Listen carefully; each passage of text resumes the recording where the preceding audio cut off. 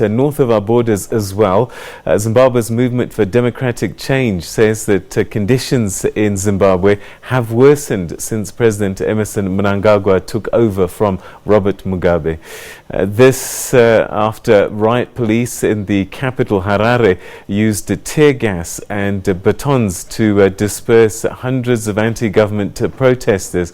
The violence took place after the opposition MDC failed in its attempt to overturn a police ban on the planned demonstration. The protest was meant to be the first of a series that will be held across Zimbabwe.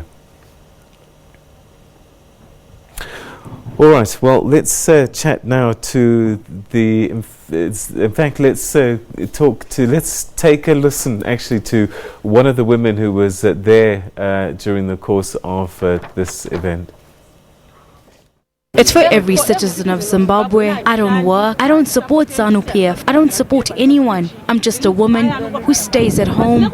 But with the pain I was feeling at home about what's going on, that's what made me come here to cry. And then after shedding some tears, I'm beaten. What is that supposed to mean? I don't work. My husband's dead. So what am I supposed to do?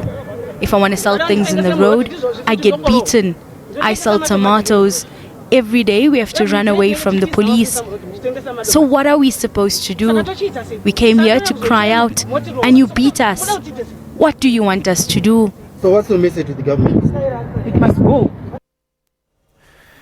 A very frustrated woman there responding to questions about the way the police handled demonstrators this morning. She was then asked by one of the people there, did you see the woman that was lying on the ground? There's images that are on social media at the moment, and she says, yes, I saw her. She was right next to me as I was being beaten. And then she was asked how many people beat her, and she says, I lost count, I don't know, but 5 of them beat me as I was running away from the police, and many police officers beat this other woman.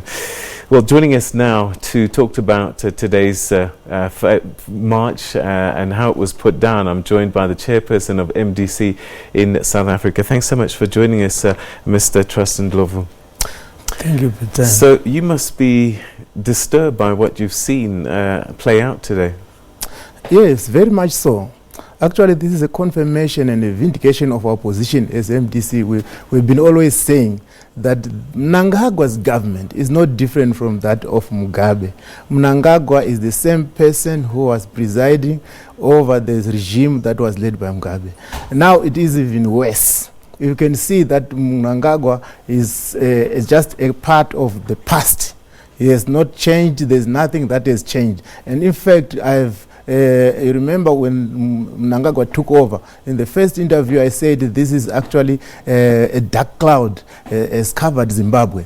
You know, if you look at what has happened at the present events, the police was notified by the party, by the MDC, that we are going to have a demonstration, a peaceful demonstration.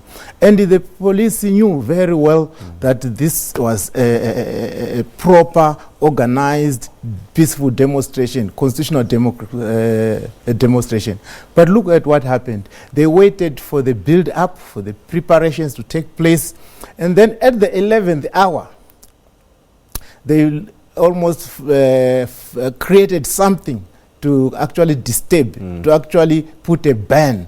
You know, this ban which was put there, it was kind of choreographed or something that was created to cause a mayhem or problem to the opposition, so that it will be viewed as people who are. All right. So you're saying that up until the 11th hour, you were under the impression that you were going to be allowed to march? Yes, of course. Had you been given permission?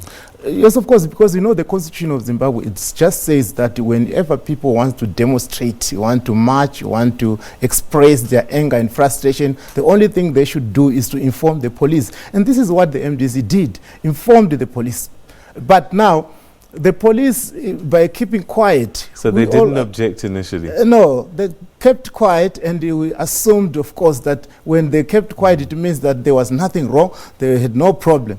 But during the build-up process, you should remember, if you remember, Peter, what happened is that the ZANU-PF and the government also agencies, they were seen, they abducted people, people were assaulted, people were beaten, to create a reason to hide behind so that they can ban the But the government said that the people responsible for those abductions were actually former Mugabe supporters, and that it wasn't the government.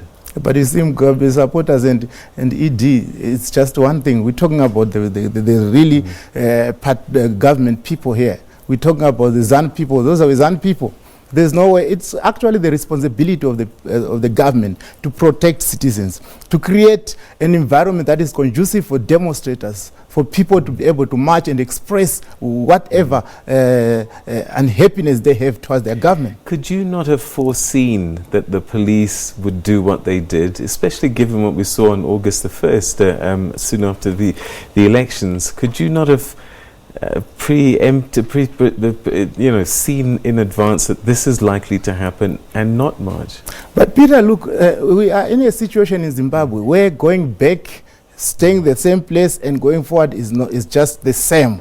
The situation is deteriorating. The economy of that country is melting down.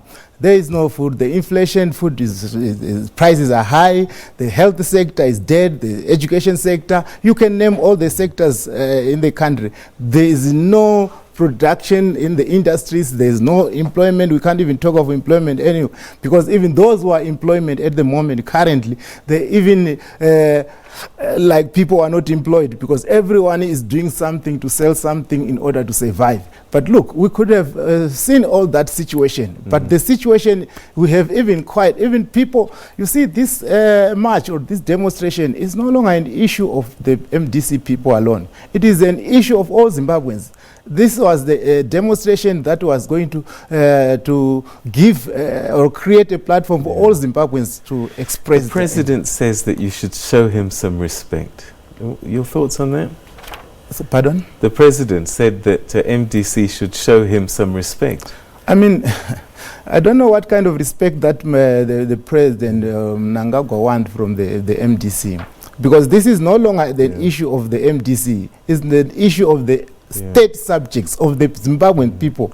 The respect that we need, if he wants that kind of respect, let him grow economy, let him bring industry, let him open democratic space for people to express themselves. Okay. Finally, are you going to carry on with these marches that you've planned? Because there were a series that were planned. Of course, I'll have to get more updates from the national executive, from the national leadership of the party. But really, as long as we have the situation, the conditions prevailing in the country, I see no reason why people should be stopped from expressing their anger, expressing their dissatisfaction with the government. If Mnangagwa is serious, let him allow the people to actually express themselves, go and march. What is he hiding that is so difficult, that makes the police ban the people from actually expressing themselves? All right, Mr. Ndlovu, we're going to have to leave it there, but I have a feeling we're probably going to have more chats again in the near future. Thanks so much indeed for your time. Thank you, Peter. All right.